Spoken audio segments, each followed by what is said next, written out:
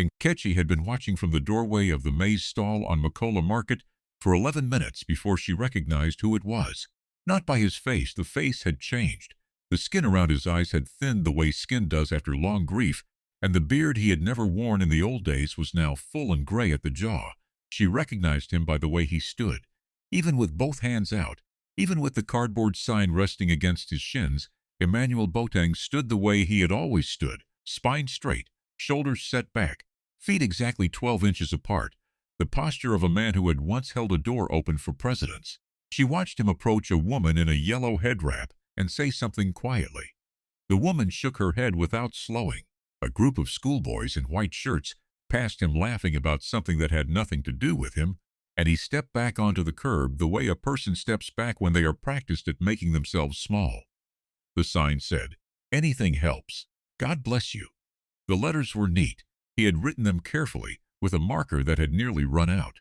Nkechi turned back to her stall and said nothing to anyone, but her eyes returned to the corner every few minutes, the way eyes return to things the mind has not yet finished deciding about. The man standing on that corner had once driven 4.3 million kilometers. She knew this because he had told her himself 12 years ago, standing in the courtyard of the Owusu Boateng compound in East Legon, showing her the logbook he kept in the glove compartment of the black Mercedes. Every trip recorded in his own handwriting, date and destination in kilometers, from 1991 to 2013, 22 years, one family, one name on his employment record, and now one corner of Makola Market with a cardboard sign.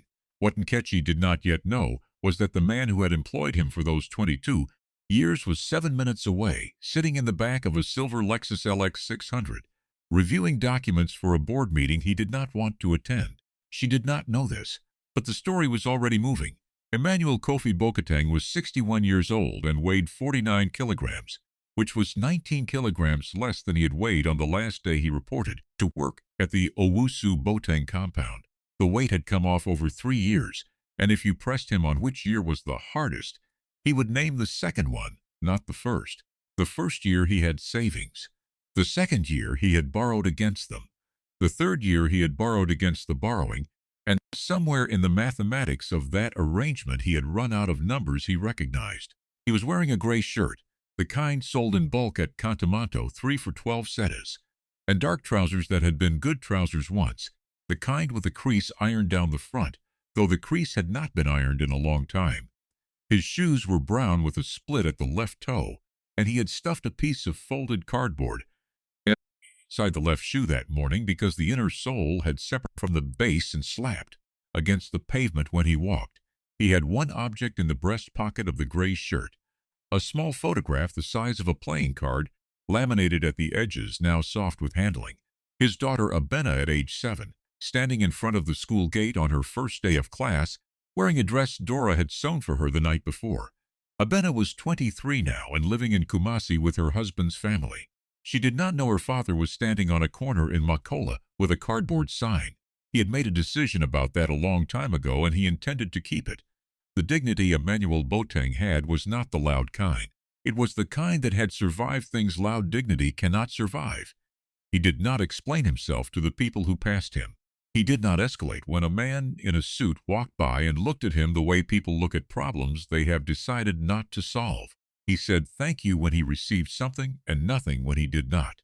In 22 years of driving for the Owusu Boateng family, he had never raised his voice inside the vehicle. He had never arrived at a collection point without being early. He had never once been told the wrong route to take because he had always already known. These were the standards he had set for himself in 1991 when Chief Mensa Owusu Boateng had hired him at age 39 on the basis of a recommendation from a man at his church. He had held those standards through 6 presidential elections, 3 family deaths, 1 marriage, 1 wife's illness that lasted 4 years and cost everything, and the eventual cost of that everything. The illness had taken Dora in 2019. The savings it had taken first. The car he had bought with 11 years of accumulated bonuses had gone to cover what the health insurance would not cover, which turned out to be most of it. He had kept working through all of this, driving Chief Mensa's son, Kweku Owusu Boateng, who had taken over the family business in 2016 after the chief's stroke. Kweku had inherited the compound, the businesses, the accounts, and the fleet of vehicles. He had not inherited his father's habit of knowing which people were worth keeping. In March 2021, Emmanuel had been called into the compound office by the estate manager, a young man named Gerald Asante, who had begun working there the previous year and wore short-sleeved shirts with the collar button fastened. Gerald had placed a white envelope on the desk and slid it across with both hands, then folded those hands and said that the family had decided to restructure the household staff. The restructuring had reduced the driver requirement from 2 to 1. Emmanuel had been the second driver. The first driver was Gerald's cousin. This was not stated in the envelope. Emmanuel had opened the envelope and looked at the figure inside, 3 months' salary, and then placed the envelope in his breast pocket and stood up and shaken Gerald's hand and walked out to the courtyard and stood in the exact spot where he had shown Nkechi the logbook in 2012 and said nothing to anyone and left. He had searched for driving work for 8 months after that. He had interviewed for private household positions in cantonments, in Lebon, in Trisaco Valley. 3 families had expressed interest. 2 had gone with younger candidates. One had offered a monthly rate 60% below what he had earned at the Owusu Boateng compound, and when he had quietly asked if there was any flexibility in the figure, the HR manager had told him that drivers his age typically had a harder time adapting to new family systems. He had thanked her for her time. He had walked to the Trotro stop and ridden home to the single room he was renting in Abasiokai and sat on the bed and been still for a very long time. Cardboard sign had started 4 months ago, not as a permanent arrangement. At first it had been something temporary, a single Tuesday when the rent was overdue by 22 days, and the landlord had stopped accepting explanations. He had told himself it was one Tuesday, then it was 2 Tuesdays. Then it became the geography of his week. He moved positions every 45 minutes to avoid attention from the market security team. He knew their patrol schedule by now. He knew which spots received foot traffic and which corners were dead. He had applied the same precision to this work that he had applied to every other work of his life, and there was something about this that was either deeply dignified or deeply heartbreaking, and he did not allow himself to decide which. At 11:42 on a Thursday morning, the silver Lexus LX 600 turned onto the street at the far end of the market. Inside the vehicle, Kwaku Owusu Boateng was reading a financial summary on a tablet, one leg crossed over the other. He was 44 years old and wore a pale blue kaftan and the kind of glasses that cost more than Emmanuel's 3-month severance. His driver, a young man named Kofi, had been navigating around road maintenance on the main avenue and had rerouted through the market perimeter, adding approximately 6 minutes to the journey. Kwaku had not looked up when the route changed. He looked up when Kofi said quietly, "Mr. Kwaku, that man." Kwaku lifted his eyes from the tablet. Through the windscreen, at the far side of the pedestrian crossing, a gray-shirted man was holding a cardboard sign. Kwaku Owusu Boateng went still. He had a very specific memory of Emmanuel Boateng's hands. They were large hands with squared-off nails and a scar along the outer edge of the right one from a window-winding mechanism in a 1994 Mercedes that had broken mid-operation and caught the skin. Emmanuel had wrapped the hand himself with a strip of cloth from his shirt and finished the 2-hour drive to Cape Coast and said nothing about it until they had arrived and the chief's meeting was finished. Kwaku had been 17 years old, sitting in the back seat. He had watched the wrapped hand on the steering wheel the entire 2 hours, understood something about quietly absorbing pain that he had never found language for until now. The hands were holding the cardboard sign. Kwaku set the tablet down on the seat beside him. He did not say anything to Kofi. Kofi had already pulled the vehicle to the side of the road. The distance between the Lexus and Emmanuel Boateng was approximately 30 meters. Emmanuel had not looked at the vehicle. He was watching a woman with a shopping trolley who was moving too quickly to be likely to stop, tracking her the way a person tracks a ship they can see is not coming to port. He did not look at the silver vehicle idling at the curb. Kwaku stepped out. He was not a man who walked quickly in public as a rule. Today he walked quickly. He crossed the distance in the kind of silence that makes other people move out of the way without knowing why. 2 men who had been standing near the crossing registered something and stepped aside. Kwaku did not notice. Emmanuel saw him when he was 6 meters away.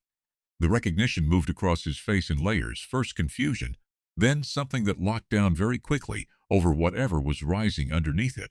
He lowered the sign to his side. He straightened fully. the way he had always stood, 12 inches between the feet, shoulders set back. Kwaku stopped in front of him and looked at him for a long moment that neither of them filled with words. Then Kwaku said one word, "Come." Not a question, not an apology, not an explanation. One declarative word that contained all of those things without using any of them. Emmanuel Boateng stood completely still. His right hand had the sign. His left hand had nothing in it.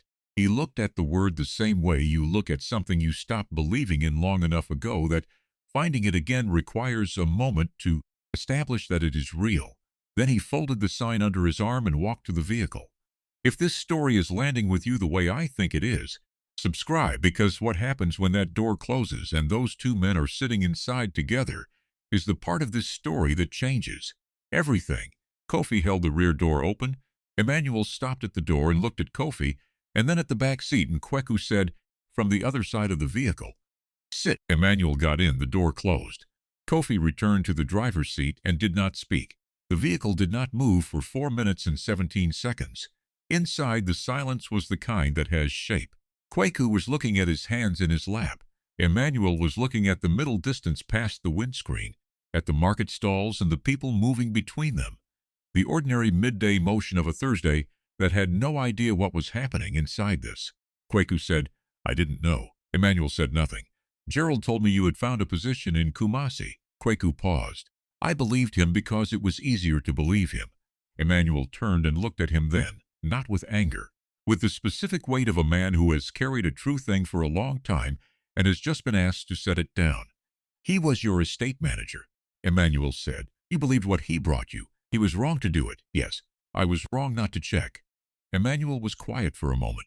Outside, a woman with a basket of plantain passed close enough to the window that they could see the individual fruits. "Your father used to check," he said. "He would call me himself, the first Monday of every month, 7:15 in the morning, just to ask how the car was running." Kwaku nodded once slowly. He had known this. He had stopped doing it because the calls had seemed like an inefficiency. He saw now what they had actually been. "I need a driver," Kwaku said, "not because I'm offering you something. Because the man driving me today is the third person in 14 months, and not one has understood that the job is not the driving. The job is something else entirely." Emmanuel waited. "My father knew what the job was," Kwaku said. "You knew what the job was. I have been trying to explain it to people who do not have the first language for it, and I am tired of explaining something that cannot be explained." He reached into the breast pocket of his kaftan and removed a card. He placed it on the armrest between them. "The salary is on the back," he said. "It is not an offer. It is a correction." Emmanuel picked up the card and looked at the figure written on the back in ink. He looked at it for a long time. Then he turned it over and looked at the front. Then he placed it carefully in his breast pocket, next to the laminated photograph of Abena at 7 years old on her first day of school. He said, "I will need a few days." Kwaku said, "Monday." The vehicle pulled into traffic. What Gerald Asante discovered 3 weeks later was that Kwaku Owusu Boateng had also found the logbook. Emmanuel had kept it, all 22 years of it, every trip recorded in his own handwriting, the book now full and a second one begun.